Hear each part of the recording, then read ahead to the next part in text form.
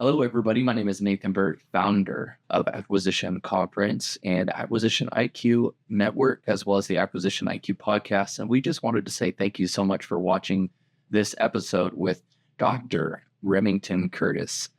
Dr. Remington Curtis, a CPA and PhD, has excelled in finance, academia, and leadership with experience at KPMG, Alter Domas, and as a professor of accounting. He's led research on valuation and investor risk.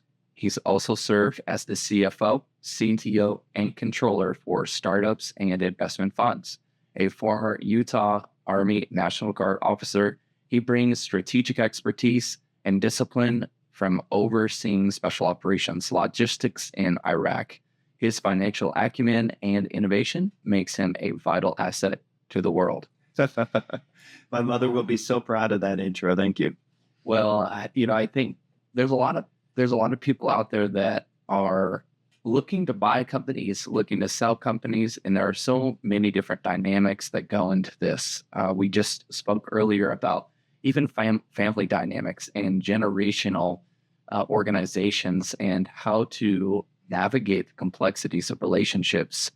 I think that's a topic that we could probably first begin with because as, again, business owners, we're constantly bombarded with relationships that we must deal with, trust that we must identify. So share with us a little bit more about your experience in this area. Yeah. So as a broker, we work with a lot of sellers, right? And it's very common to have multi-generational ownership included within in these businesses. And there's an adage, right? It's a common one saying that everybody who has a partner wishes they didn't. Everyone who doesn't have a partner wishes they did. And that's just because there are so many complexities in these relationships, just like you were talking about frustration with, somebody saying the wrong thing or not following through with what you wanted, or you feel like they pinned something on you that was maybe a little unfair. And then also the concern about being unequally yoked. Right? Are all partners pulling their fair share? And of course they're not. It's impossible to ever be able to do this. And so it's very common that these businesses that have partnerships within family dynamics, it just ends up complex lots of times. And so when you're dealing with these, sometimes you'll be one half analyst, one half like marriage counselor or family counselor in some ways. And what we find in these situations is just communication is the best. Being able to have honest, transparent communications. Those families that work together the best, or any partnership that works together the best, you'll know this, are those that can communicate clearly and still have respect for the talents and ability and drive of the other. That's extremely valuable, I think. And again, within businesses, because you're a business broker, so you go through a lot of different transactions. So you're seeing trends. What are some of these trends that you're seeing that provide a positive outcome, but also a negative outcome when you're trying to sell a business or buy a business? Yeah, that's a really good question. I think for us personally in the firm, we like to represent businesses that represent or have three key pillars. One is that they've been a good, productive, successful business. Two, that they've been doing it successfully for a long time, or at least minimum 5 years, right? So that they're established to reduce the risk. And then the other one is the dynamic of the ownership. Are they reasonable? Do they have appropriate expectations? Are they somebody that you can have this direct communication with? And it turns out that if you have all three of those, then I think most of the time getting to the end of an acquisition is maybe not easy, but it's always achievable. And so those are, I guess, the biggest trends that we're saying is it's really the seller entity as well as the ownership that is driving success in these. I don't want to go too far away from what we had just began with dynamics and relationships. So let's touch again on how we can have good communication, because you had just said that there are various ways that you can do that, but what are ways that you are suggesting that would help these business owners out there that are either going through an acquisition or they're creating value for the company to sell? Well, number one is to have routine meetings, right? Just kind of your checkups within the organization. So if we're talking specifically about from the seller side, right, and as they're getting ready or exploring this opportunity to sell, they need to have had recurring conversations. They need to set out and meet with somebody that helps them understand what the likely selling price will be, understand what the deal structures will be, and understand what will be required of each of the parties after the sell. And so as long as you're able to sit down, maybe talk it out, write down what you understand, send follow-up emails later so that you have documentation so that it's very clear for anybody, because with memories, we tend to misremember conversations and walk away with different feelings, even though we were all there in the same moment. Yeah, I've seen that to be true, even from my own experience. You get excited and you're sharing so many different things, literally back and forth, and that's why AI note takers are actually taking off right now, because they give you the sentiment and they give you the bullet points of action items to take, and it's a really quite an amazing thing. Do you guys implement or use some technology within your practice to help with the advancements? Yeah, we certainly do. We will use AI note takers, and we use, ChatGPT for various, items that are being done. But besides that, it's pretty minimal what we're using AI for at this point, because I think a lot of it is relationship based, and a lot of it is being able to understand clearly what it is sellers and buyers are looking for, and understanding what is the part that we all agree on, and then try to find paths that work for both sides. Well, and again, that's what I'm seeing too with the amount of transactions that are happening, and then the amount of automation that is starting to begin.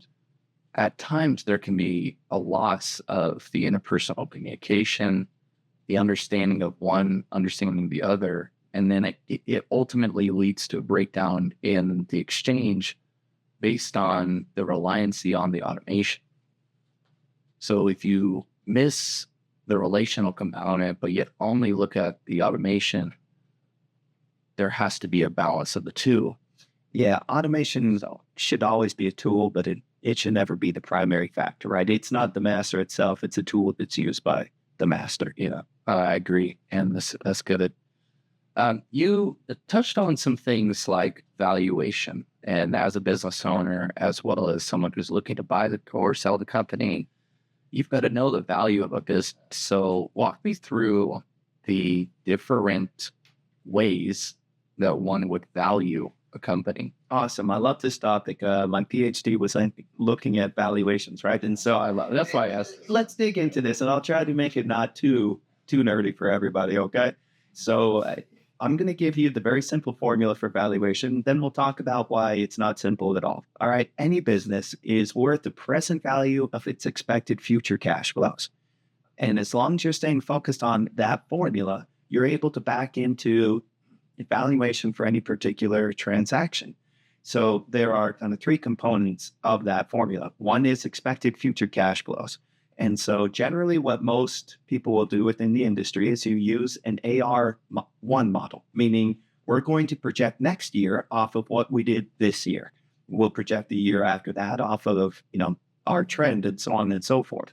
And so we'll start off, and it surprises me a lot, but lots of times in acquisitions, that's the part that has the least amount of argument in it. Now, there are exceptions to that, but most of the time people understand our valuation is going to be based off of our most recent years. And if it turns out that there is a trend going in, like this was 3 years ago, 2 years ago, 1 year ago, this year, well, you're not going to value going forward like it's just right there. You'll continue that trend going up, right? And so that projection ends up being relatively easy most of the time.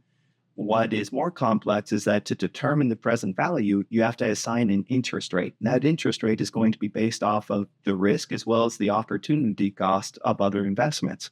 And so at a macro level, things are going up and down and changing your opportunity costs. But at a more enterprise level, you have to be able to evaluate the risk.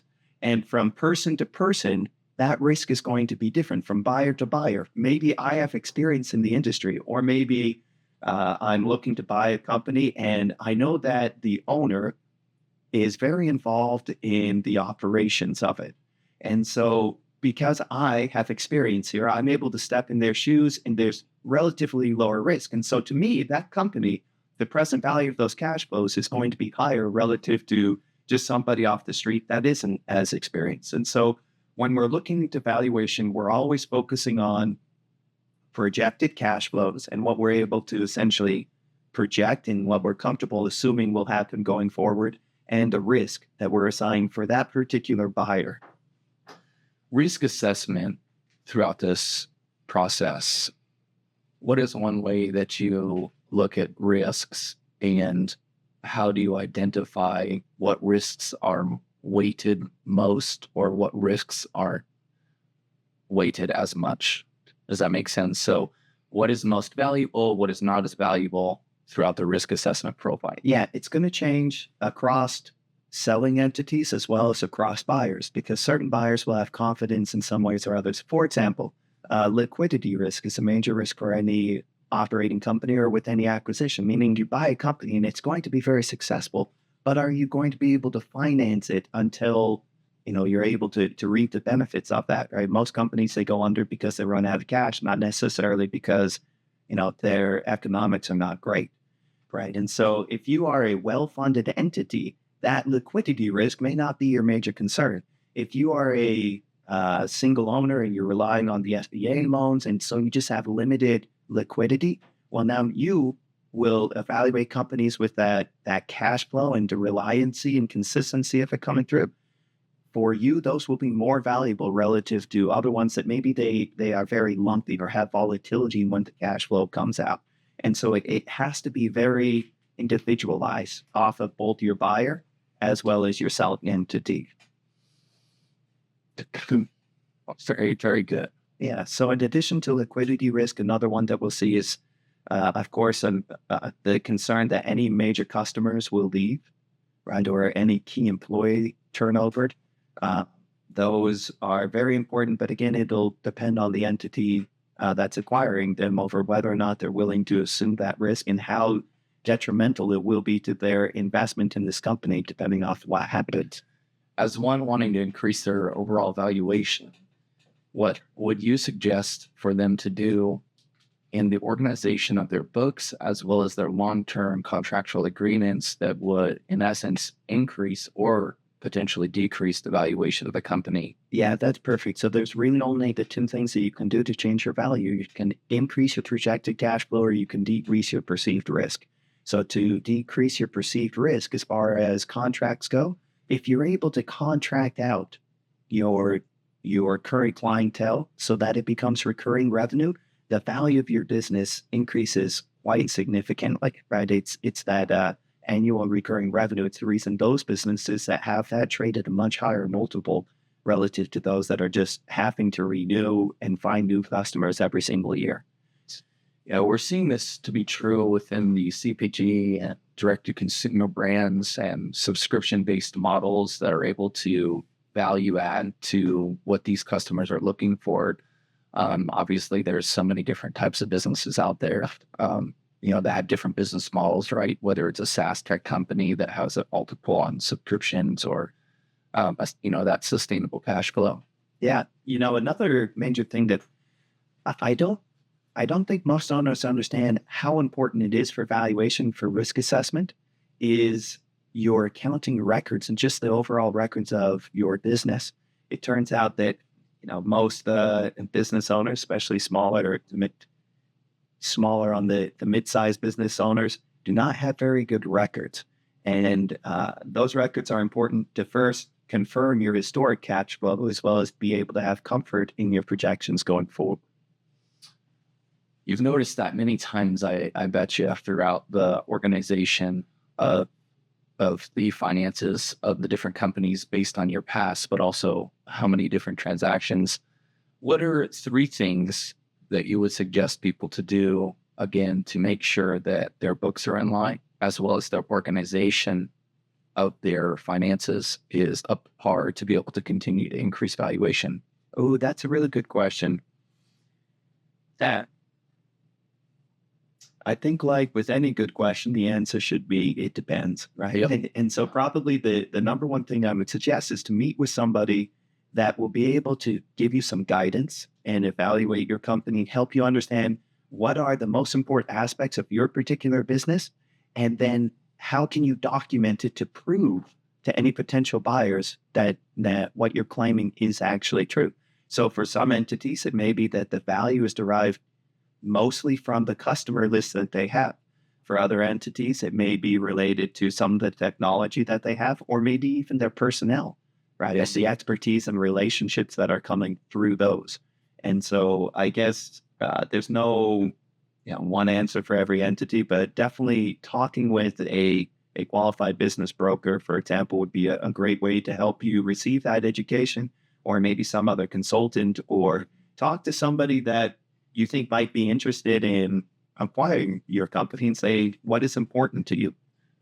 I've had a lot of people say that, oh, because again, we host these conferences and, acquisition conference, and we've had a lot of people that talk about, I'm not sure, is it too early for me to start looking for an exit, or is it too early for me to potentially want to buy a company? What would you say to that? It's really a personal choice, right? We have this conversation within our offices sometimes of, why do you sell, or when is the right time to sell? And the truth is, you're pretty much always better off, just everything else being equal, if you stay at the business and continue to run it. Most people, the reason that they end up selling is because they're burned out, maybe, or because there's something else that's more important in their life than just continuing to get the cash flow from this business. And so really, it's just up to you over whether or not you're at the stage that you have other activities you'd like to be doing in your life, or other businesses you'd like to pursue, over whether it's the right time. I will say that what I often tell sellers, is that it's best to start considering it about 5 years before you think you want to be out of the business. 5 years times, that's a long time. Yes. But that's about the right time period that you should be considering and talking with somebody and saying, what would my exit look like? And that 5-year time period gives you enough time to evaluate where you are, be able to make changes so that you can maximize your value at the exit, and be able to have a clean plan and understand. Because some business owners don't realize that certain acquisitions will require them to stay for multiple years as part of the transition period.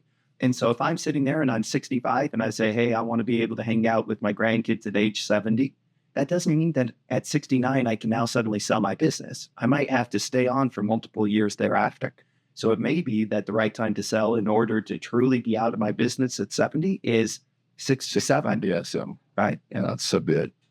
I mean, and then also we've got, again, a whole slew of this younger generation that wants to potentially acquire a company because they're working in maybe a well-paying job. You've got doctors, dentists, these other lawyers, people that have good pay, but they're wanting to look for passive income. How do you walk people through the acquisition process? And share with me more a little bit about that. You're 100% right. I like to say that business ownership is the new American dream. Right? People grow up wanting to own a business. Not everybody. It turns out that a lot of business owners later decide, hey, this is for the birds. So let's step away a little bit. Or, you're kind of bouncing in and out, because business ownership is hard and it's stressful, but it's challenging and it's exciting and it's yours and you get to grow it. And so when we're talking with people who are looking for businesses to buy and they have that intention, it's important to understand what their goals are. You can be buying a business because you're essentially buying a job. You don't want a boss anymore, but you're also not interested in necessarily going out and conquering the world. You just want something that is yours, that you have control over, right? And so that's a different profile business you'll be looking at. Maybe what it is that you're going out there and you do want to go own this business, grow this empire, sell it at some point, and continue on. And it's just like the mechanism by which you are investing in. Okay. Other people will be looking at it as a very passive type of investment. I will say that passive type of acquisitions are harder to come by. and you're going to have to pay more for them. So you have to be prepared to understand that you're going to find comparables to that business. And this particular business, if it truly is in a situation that you're not going to have to be involved in the day-to-day operations, you're probably going to have to overpay for that. And it makes sense because that's all just compensation for your time. If you're passive, you're being compensated for your investment and oversight. If you're involved in that business, you have to make enough money to all of that oversight investment, but also your particular work. Extremely valuable. Guys, so this has been Remington. He's a doctor in finance, Doctor in accounting. And he's also a business broker, and he's seen several transactions. How many transactions do you think you've gone to? I don't know. I know my count for last year, and we had 10 very successful transactions last year, and one less successful. But still pretty good. Share with us about the team integration culture and the strategy on how to have a wonderful exit experience. Okay, a wonderful as a buyer experience. So we're just looking about how we can formalize that partnership, create a new vision that both companies are now aligned to have a successful future. The successful transition starts with the culture and making sure that you're a good fit early in the process, right? You should be able to sit down, have a shared vision, have a shared respect for whoever is selling, as well as they need to respect whoever is buying and understand what the relationship will be like going forward. If you're a buyer, you're going to want to find a company that's selling and that seller is invested emotionally in this company, because then they're going to be there invested to make sure that you're getting the best handoff that's possible. They want this company to succeed. That is typical for 80, 90% of sellers is this was a labor of love and they wanted to continue to flourish going forward. And so because of that, they will continue to support you. And it's also important to have that buy-in of the seller, because they're the ones that are going to be representing you to the employees and to the management team and everybody else that is so vital during that initial transition period. And if the seller, you get the sense they don't really like you or that they're not 100% on board, the employees are familiar with them. They're going to recognize that. And you don't want to start off this investment with kind of that 1 foot out the door by your key employees. It's interesting to think about as we, we're accredited investors and we have certain thresholds and, things that we have to meet in order to be considered in that class. There needs to be a class that's considered the accredited business buyer. You know what I mean? Yeah. If you think about it, because there's so much to learn throughout the process, both understanding what the seller's going through, understanding what the buyer will need to know as you continue to have a successful transition. What have you seen to be an unsuccessful transition? Well, number one, you have one. Yeah. Yeah. From my perspective, oftentimes I consider it successful primarily off of did the seller get a good value, and did the buyer end up with a good business? Sometimes, it doesn't work out quite so great. So number one key for me is making sure that you have that good relationship with the seller, right? Because you want to make sure that that handoff goes smoothly. In my opinion, if I was advising a buyer and they weren't comfortable with the relationship with the seller, I would advise them find another opportunity. And that's just because when you go through these, you're going to do as much due diligence as you can. Sure, but in the end, you are trusting so much in that seller and what they're telling you is accurate, right? That there's nothing hidden or any problems that you're stepping into that you just wouldn't have any way to be aware of. And so at the first hint of distrust in your seller, you got to step away. And so that's key number one. Apart from that, and as far as success goes, generally you're not wanting to step in and make major changes, right? Go live in the company for 6 months or some time period and observe, learn each person's dynamics and relationships, understand why it is that they're doing the things the way that they are, And maybe you can start making incremental changes or ways to enhance it a little bit, but I wouldn't come in and make major shifts all over. And one is because you want to understand the business more, but also it is a very sensitive moment for your employees.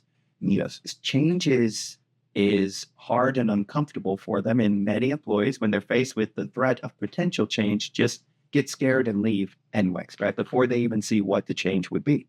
And so you're trying not to rock the boat too much until you form that relationship with your employees and the organization. And then you will start making your alterations at that point.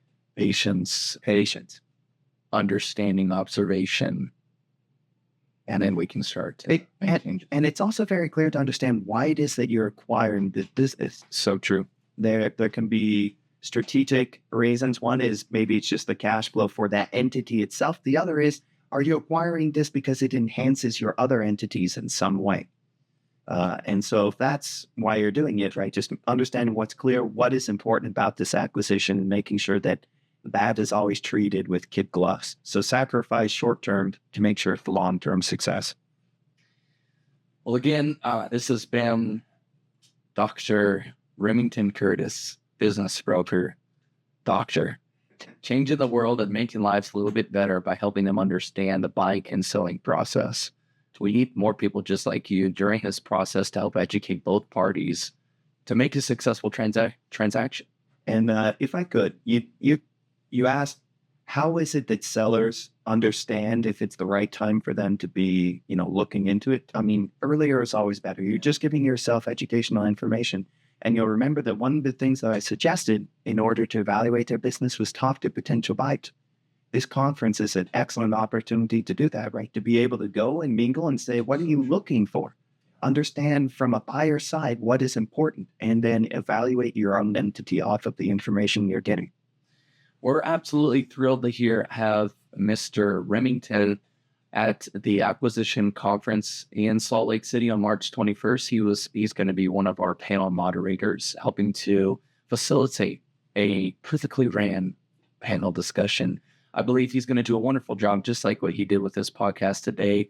And guys, if you want more of these, make sure to subscribe to the Acquisition IQ channel, and we look forward to seeing you soon.